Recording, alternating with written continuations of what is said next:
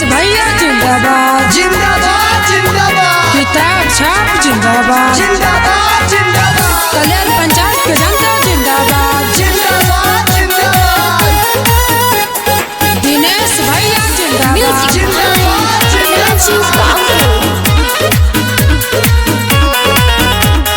सुन चाचा चाची बात ना भूलैया किताब छाप बटन दबैया दिनेश भैया जिंदाबाद जिंदाबाद जिंदाबाद। सुन चाचा चाची बात ना भूलैया किताब छाप बटन दबैया सोचल सपना अब की पुराई दीहना ए चाचा हो किताबे छाप बटन दबाई दीहना ए दादी हो दिनेश भैया के विजयी बनाई दीहना।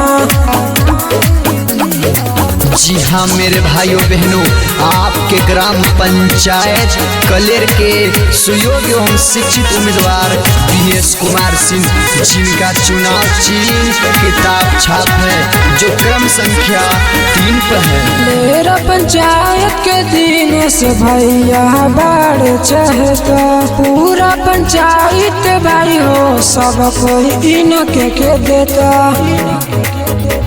दिनेश भैया जिंदाबाद जिंदाबाद जिंदाबाद। कलेरा पंचायत के दिनेश भैया बड़ चाहता पूरा पंचायत भाई हो सब कोई इनके के देता एक ही गोया चाचा पुराई देता ना ए दादी हो दिनेश भैया के विजयी बनाई दे दाना ए चाचा हो दिनेश भैया के विजयी बनाई दे दाना।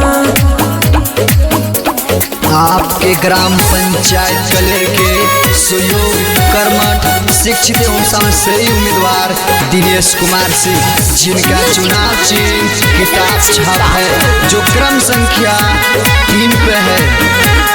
जीतल के बाद सेवा करिए सब का के गौवा में बहल बहावा अब की इनके चुनौवा में